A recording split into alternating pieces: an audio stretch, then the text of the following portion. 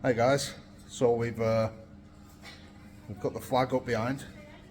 I'll just show you a bit about what we're doing. We've got a workshop here in England now, which is repairing cars before they go to the army in Ukraine. So I'll go. So we've got a ramp, all our tools, the flag's up. We've got Cara. And here we've got an ambulance, which is just being repaired. A bit of welding work on there.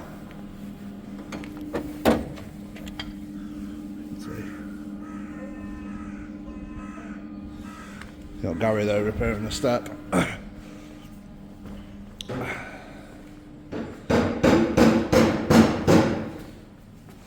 So I'll just show you a bit of what we're doing and what we've brought in this week.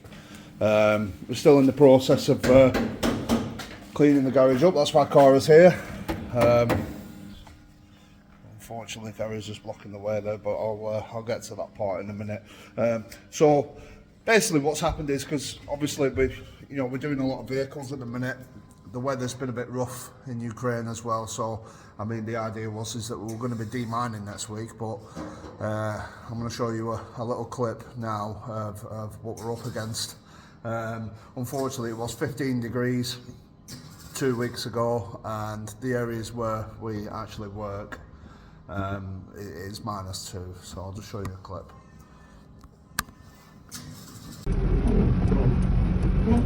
На нашем же стадионе.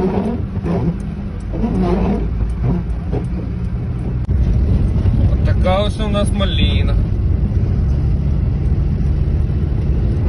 Тут сніжок, перемети.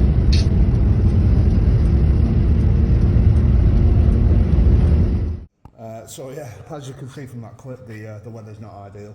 Unfortunately, it's kind of hampered our plans a little bit, but we have got a lot of work to do here. We've got 2 vehicles outside the garage which are waiting to be done. Now Gary's moved, I'm just going to take a little video of these vehicles that we've just got this week that are going in. So just bear with me.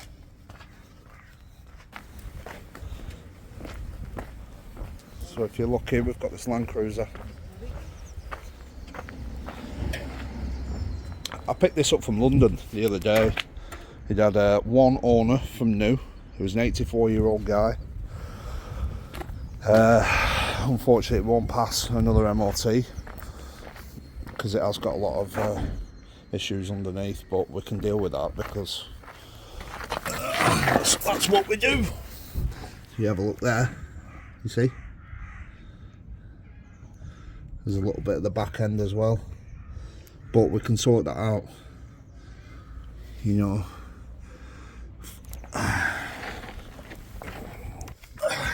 Full Toyota service history as well, which is brilliant. Brilliant car. I drove it 200 miles the other day. I went down to London to pick it up, and we can get that fixed and get back on the road. Now the next one here, we've got this Shogun.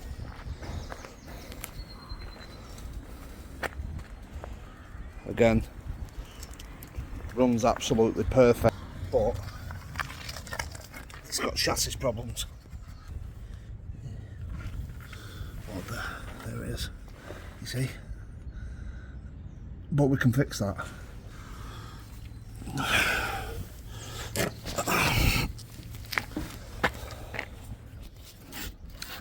So yeah, what we'll do, we'll clean off all the chassis, which is what I do. Gary's a time-served welder. I was a welder for 4 years, so we both know what we're doing. But what I'm going to do, I'm going to clean off all the chassis, get them both serviced, ready to go, get them welded up, and get them sealed. And these would be perfectly good cars, and we're picking them up for literally pennies. Well, I won't say the Land Cruiser wasn't pennies, obviously, but we're picking them up and we can fix them and just, you know, they can be put to good use. We also are taking work for other people who are sending cars to Ukraine. and brigades and stuff who are buying vehicles here, and we can just fix them. We're not charging them for that. You know, it's completely at our expense. So if you can support it, I'll take any support I can get. But we are doing our best, and we're working 7 days last week, and then we've got another 7-day week this week. So we're working, really hard at the garage. So yeah, that's where I'm at the minute. Obviously, I have to do some sort of accreditation as well, before I go back to demining, which is a new thing that's been brought in, which is fine. I can do it. It's going to take us about 2-3 weeks. Obviously, the laws are changing. It's been a while since I've been in the minefields properly working as well, so it's probably in my interest to get that done. I was really looking forward to getting back to work. I've been looking forward to it for months, but unfortunately, there's things happening in Ukraine. There's weather, there's laws, there's all sorts of things going on. And the other week, it took our team 7 days just to find 15 mines, which is good, if I'm honest. It sounds not good, but it just goes to show the amount of work that we've done in that area. It is crazy how many mines we've picked up. And I was actually sat with a guy who, I won't name names, but he's from an organisation, a Demining one, an international charity, and he's an operations manager. He's the man. And I actually sat on we had a pint the other week together, and he was like, the amount of work that you've done out there is just phenomenal, and I can't say that officially, but it's crazy how much good work you guys have done out there. We're going to places now and there's no mines left, so what the goal was, that obviously we've probably outdone ourselves massively, but we've done it, and we've done it well. Unfortunately, where a lot of the minefields are now is there's a lot of drones, and when you are working in a minefield, the only thing you want to be worried about is the mines. You don't want to be worried about the drones and what's going to be flying into you. So yeah, it's a bit of a difficult situation. Obviously, it's really difficult in the country at the minute. What happened in Sumy yesterday is just another day in Ukraine, and unfortunately, it's not good. There's a lot of innocent people being killed, and I can't wait for the war to finish, to be honest. It's really sad, especially for someone like me as well. I remember Ukraine before all this big invasion. I was living there. I've been there since 2019. That's my home as well. So I do remember, when the airspace was open, everybody was there, and yeah, hopefully we can get them days back. But this war, there's just so many people dying, and it's really, really sad. But yeah, we just keep going, keep doing what we do. We're not going to be able to stop the war, but what we can do is give people the best chance of fighting, give Ukraine the best chance, give our friends and the people who've been supporting for the last 3 years every day the best chance of winning or getting some sort of positive result and staying alive. So the word that I got is that the Russians are amassing massively in the east for another offensive. That's what I got told. So we just need to just keep carrying on. It's as simple as that.